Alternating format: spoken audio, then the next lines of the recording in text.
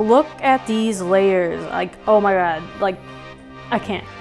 Anyway, if you want to get layers like this, please do give this recipe a try. It is rather simple, and look at those layers. Look at them.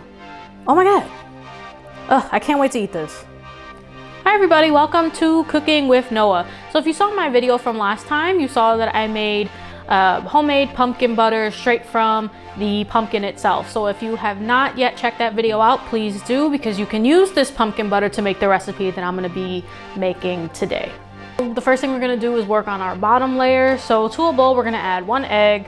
I added the egg in off screen because I'm heavy-handed and I accidentally broke the egg before I put the camera on, so I just threw it in the bowl because we don't waste eggs. Eggs are precious. Anyway, what we're also gonna be doing is you're gonna be taking a 15-ounce box of gluten-free or regular cake mix. I like to keep things gluten-free because my stomach is sensitive to wheat, but like I said, if you can have wheat, then just use any regular yellow cake mix. So I cracked this open and I just poured a cupful because you're gonna need this cup of cake mix for the top layer. So we're just gonna set that off to the side, and we're gonna use what's left in this bag and add it to our egg in our little bowl here, which might be too small, but it is what it is.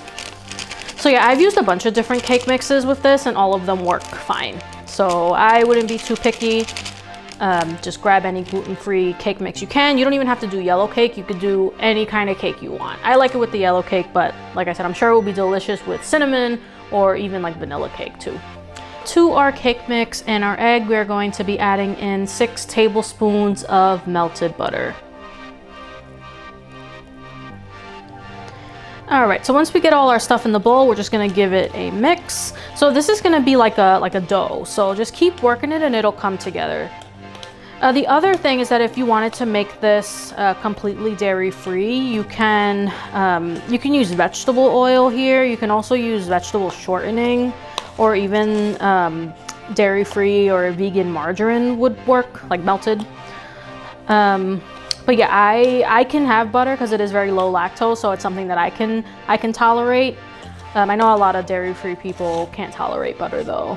So once we have our crust ready to go, we're just going to spray down a 9.13, not 9.13, a 9 by 13 glass baking tray. So make sure that you do a pretty good spritz here because it does tend to get a little bit sticky, which we do not want. So here we go. All right, so this is what our dough should be looking like. It is a little bit loose, but that's totally fine because if you were to press on it, you'll see that it comes together really nicely. If you're concerned and you want to add a little bit of extra butter, you can totally do that, but I'm happy with this.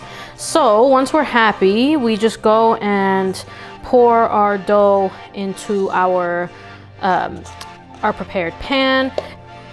So we're gonna keep pressing it until it covers the whole bottom. It doesn't look like it's enough, but it is. You just have to keep working on it. We don't want a super thick layer here, and keep in mind that it is going to puff up in the oven when we bake this. So we want a nice thin layer.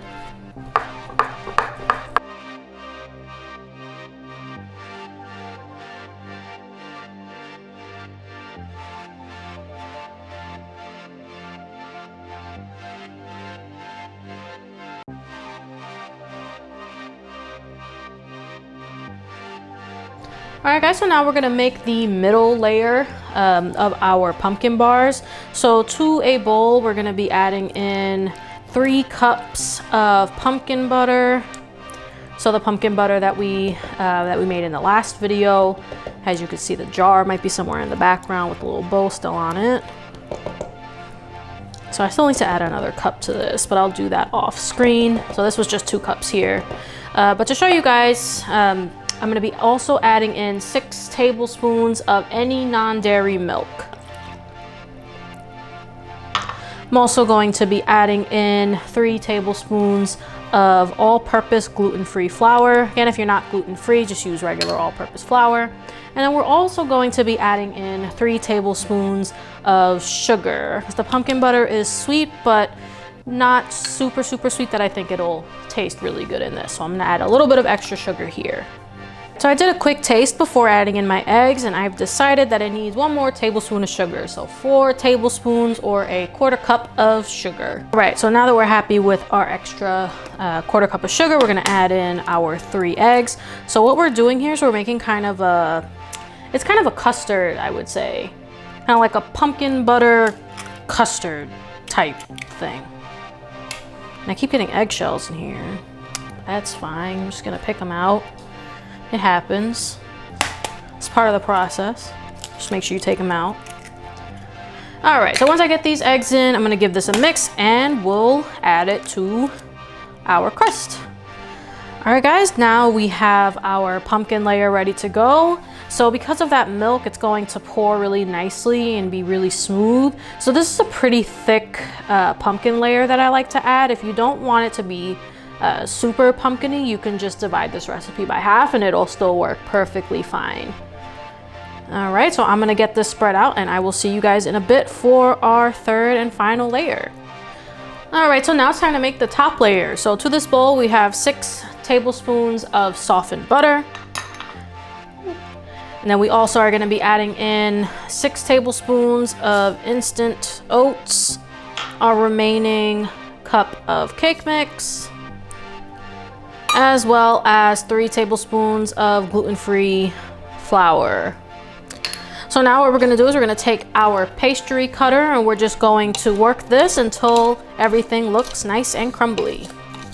All right, so this is what our top layer should be looking like once it is done. We do want it to be nice and crumbly because we're going to be sprinkling it on top of our pumpkin layer. If you don't have a pastry cutter, you can use a fork and it'll work just fine. Now we're gonna take our lovely crumbly layer and just sprinkle it on top of our pumpkin layer. So I will get back with you guys once I'm done.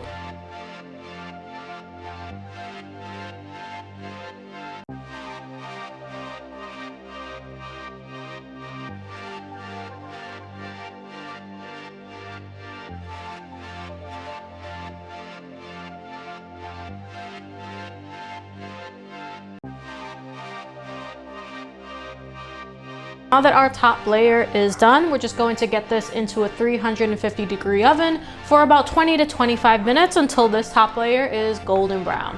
So I'll see you guys in a bit. Okay guys, our pumpkin bars are finally done. It's been about maybe like 30 to 35 minutes, and as you can see, our crust is perfectly golden brown. So I'm gonna wait for this to cool a little bit, and then I'm gonna use my super cute pumpkin cookie cutter to make these into pumpkin shapes. So stay tuned. All right guys, so this is the finished plate. I used my pumpkin cookie cutters and made, well, from this batch I was able to make 6 pumpkins. It's not very economical, but you know what, it's Halloween and it's cute, so we're gonna go with it anyway. So what's cool about these is that you can decorate them any way that you want. So I found these super cute little candy eyeballs. So definitely had to add that, and then the little faces got a little funky, but it's Halloween, so 'tis the season. All right guys, so I really do hope you give this a try. This is definitely one of my family's fall favorites. So anyway, that's it for me. Please like and subscribe to this channel, and also click the little bell thing, notification thing below. All right, thanks for watching guys, bye.